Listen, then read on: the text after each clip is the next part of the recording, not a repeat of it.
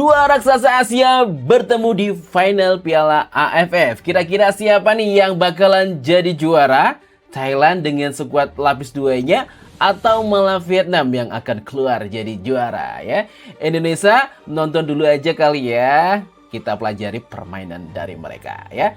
Dan kabar baik juga muncul dari Jay Itzes. Kira-kira kabar apa nih ya? Oke, sebelumnya welcome back to Clipping Bola yang selalu bikin ketar-ketir ya. Kira-kira apa yang bikin ketar-ketir nih kali ini ya? Oke, sebelumnya aku ucapin terima kasih ya buat semua sahabat Clipping Bola yang udah subscribe, yang udah like ya, yang sudah komen-komen rame banget di kolom komentarku. Ada yang mendukung, ada yang menghujat ya. Nah, semoga kalian selalu dalam kesehatan dan dilancarkan rezekinya tentunya buat kalian semuanya ya. 90% yang menonton video ini kata YouTube banyak yang belum tekan tombol subscribe-nya. Langsung aja di subscribe. Oke, langsung aja kita reaction clipping bola yang bikin ketar-ketir.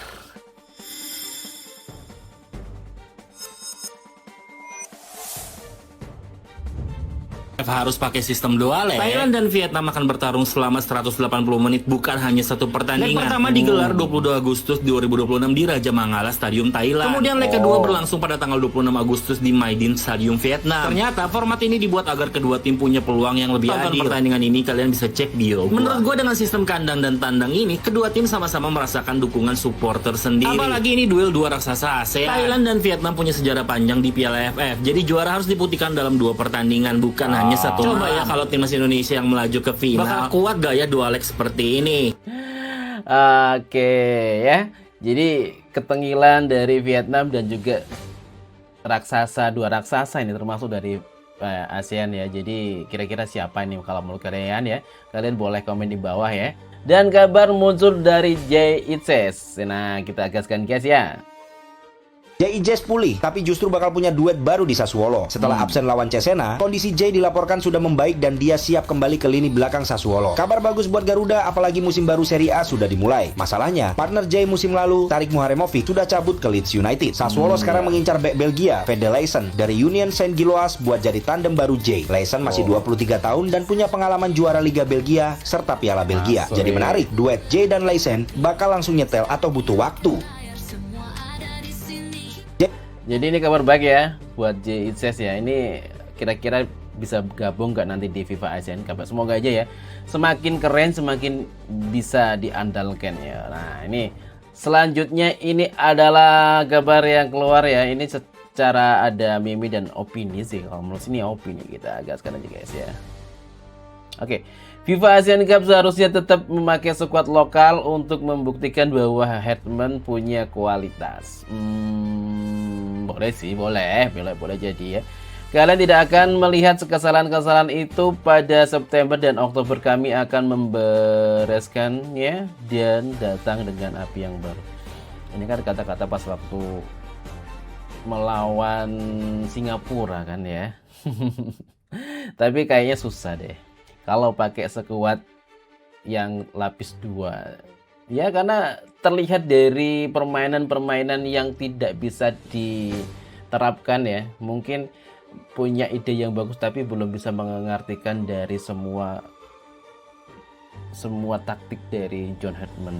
Bukan kualitasnya kurang, tapi mungkin John Herdman lebih egonya itu lebih ke taktik yang biasanya dia pakai sih. Gak ada opsi 2. Semoga aja ya bagus aja ya nanti ya. Oke, selanjutnya kita gaskan aja guys ya.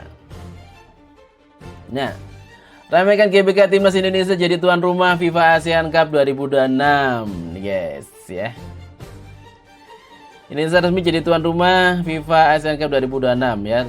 Tanggal 23 September sampai 3 Oktober di Gelora Bung Karno, Jakarta guys ya. Nah, yang kemarin yang aku tampilin itu adalah list yang lama ya, yang masih ada Indianya. Ini sekarang diganti Bangladesh ya di sini. Ya, jadi Indonesia, Malaysia, Bangladesh dan Singapura. Nah, ketemu sama Malaysia nih ya. Nah, ini nanti grup dari kedua grup ini ya, juara grup ini akan bertemu di final di tanggal 3. Ya, semoga aja ya. Ini sebagai pembuktian ya, kualitas sih. Ini semakin selain dari taktiknya berjalan atau tidak, ini juga kualitas dari pemain yang sudah dinaturalisasi oleh timnas Indonesia. Kira-kira juara nggak sih ini kalau menurut kalian? Boleh komen-komen di bawah ya. Boleh ya komen-komen di bawah ya. Selanjutnya, nah ini.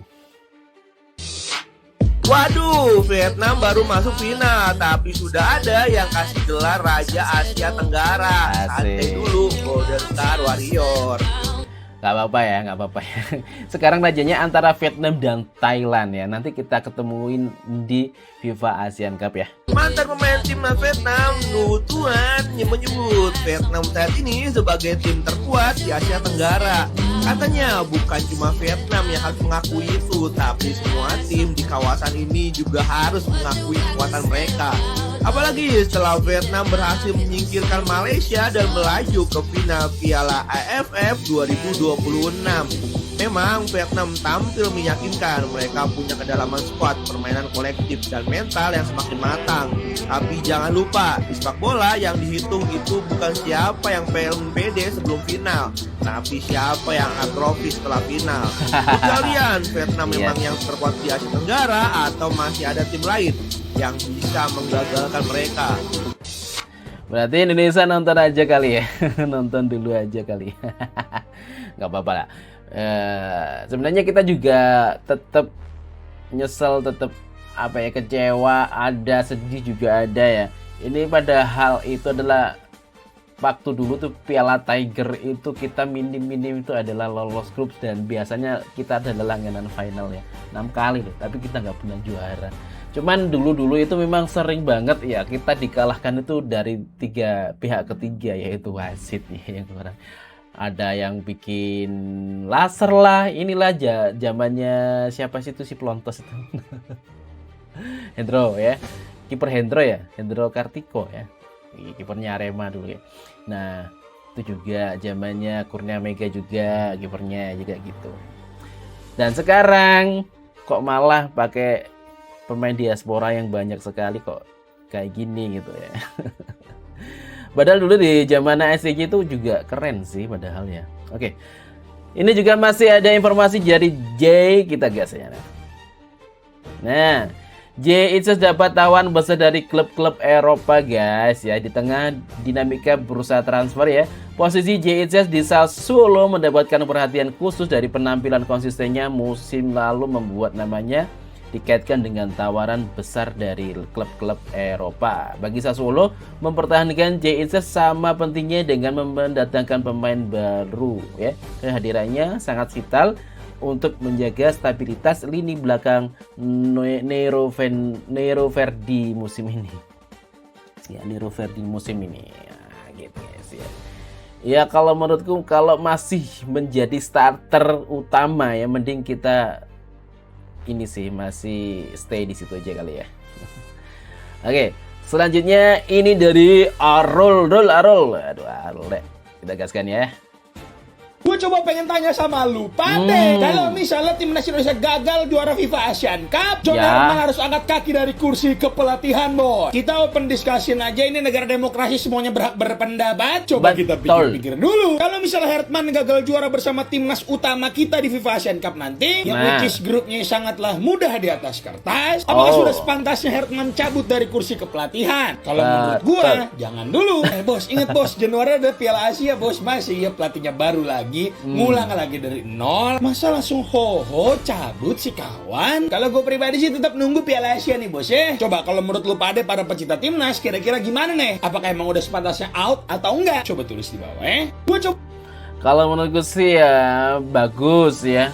Kalau seandainya ini gagal, berarti ya kita tahu seberapa sih kemampuan Joe Herman ya, Jihai. Tapi kalau juara, nah ini kalau juara ini berarti ada dua aspek ya, berarti dari pemainnya juga yang keren dan pelatih yang bisa mengartikan taktik dari pelatih itu semuanya. Jadi nggak melulu dari pelatih, berarti kemarin itu yang sekuat kemarin itu nggak jalan, nggak bisa mengcover dari pemain-pemain yang dibawakan kemarin kan lama juga kan kompetisinya ya kemarin tuh. Ternyata tidak bisa diterapkan di lapangan ya. Jadi cuma satu opsi aja, nggak ada opsi kedua kemarin tuh. Sepertinya seperti itu kan. Tapi beda lagi nanti kalau di tim utama, semoga aja menang sih. Kita butuh tontonan yang keren sih. Permainan bagus terus menang gitu loh. Itu yang dibutuhkan, gak hanya main bagus aja menguasai bola tapi malah kalah kan, nggak lucu guys ya. Untuk selanjutnya nih gila, santer banget loh tentang Chihai nih. Kalau sampai dia gagal, wajib dipecat jika gagal juara bulan depan. Inilah alasan mengapa punit Indonesia banyak meminta John Herdman dipecat jika masih gagal juara di FIFA ASEAN Cup nanti. Para pengamat menilai sangat keterlaluan John Herdman jika sampai kembali gagal bawa Indonesia juara di level Asia Tenggara. Hal ini disebabkan karena timnas Indonesia dinilai sudah sangat siap untuk juara dengan modal yang begitu banyak. Mulai dari status sebagai tuan rumah, skuad utama yang dihuni banyak pemain diaspora Eropa, lalu lawan di fase grup yang relatif lebih mudah ketimbang lawan di grup sebelah, hingga match yang dimainkan jauh lebih sedikit ketimbang Piala AFF yakni 4 match saja. Kini semua beban berada di pundak John Herdman, di mana nasibnya dipertaruhkan dalam turnamen level Asia Tenggara yang tak ada pilihan lain selain juara. Yes, kalau menurut kalian bagaimana? Kalian lebih pilih kalau nggak juara diganti, tapi nanti kita ngulang dari nol lagi untuk pelatih yang baru, juga nggak mudah banget ya untuk mencari pelatih baru ya yang cocok dengan permainannya timnas Indonesia. Atau dipertahankan sampai Piala Asia nanti yang ada di Januari Februari ya. Itu gimana? Kalau menurut kalian boleh komen-komen ya di bawah ya guys ya. Oke, selanjutnya ini datang dari Baker kayaknya nih.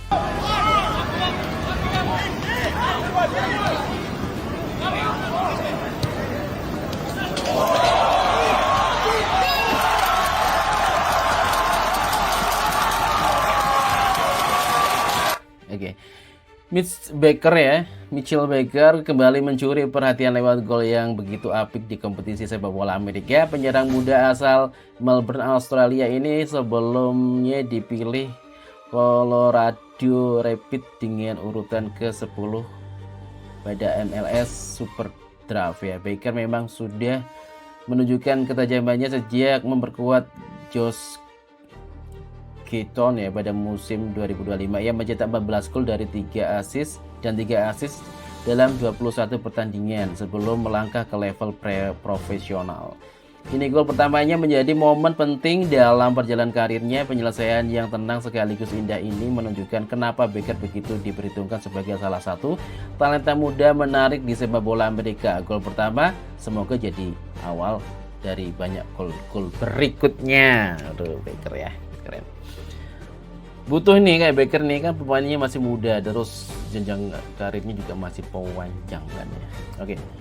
Selanjutnya ada ini kelanjutan informasi dari Jujur bingung dah, sebenarnya mau kemana sih Kang Emil? Emil Mulyadi sempat diberitakan sepakat buat balik dan bergabung kembali ke Juventus. Iya loh. Nah tapi di postingan squad numbersnya Como ada Kang Emil nomor 12. Jadi sebenarnya Como ini mau pertahanin Kang Emil apa enggak sih? Kan kemarin sempat ada kabar Emil udah sepakat gabung Juventus. Terus juga ada ketertarikan dari Palermo. Cuma emang Kang Emil ini masih ikut pramusimnya Como sampai terakhir lawan Liverpool. Sebenarnya sih kalau emang Como mau pertahanin Kang Emil nggak masalah ya, karena Como juga di musim ini main di UCL kan. Terus mau di Como, mau di Juventus, Emil sama-sama jadi cadangan. Sama-sama jadi kiper pelapis.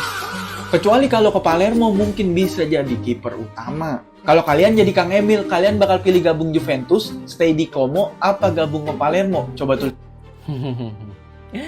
Gimana kalau menurut kalian ya? Kemarin tuh udah sempet ada berita bahwanya udah deal ya, udah mau bergabung sama Juventus ya, tapi ternyata kabarnya itu molah malih. belum deal ya, masih ada di skuadnya Como ya.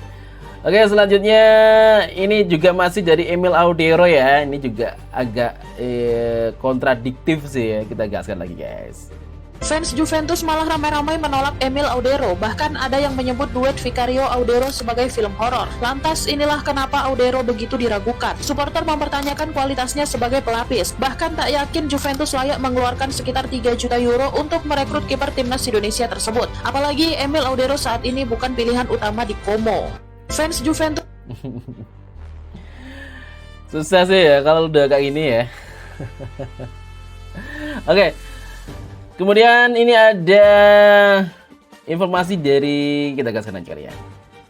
Hanya 1 menit bermain bisa mengubah sejarah sepak bola Indonesia. Lille sudah memastikan tempat di fase Liga Champions League. Di skuad mereka ada Calvin Verdong. Dia adalah bek timnas Indonesia. Jika diturunkan, Calvin akan menjadi pemain pertama yang berstatus WNI saat tampil di panggung utama Liga Champions. Kevin Dix dan Emil Audero memang pernah bermain di UCL. Tetapi saat itu keduanya belum menjadi WNI. Kini, sejarah tinggal menunggu keputusan pelatih.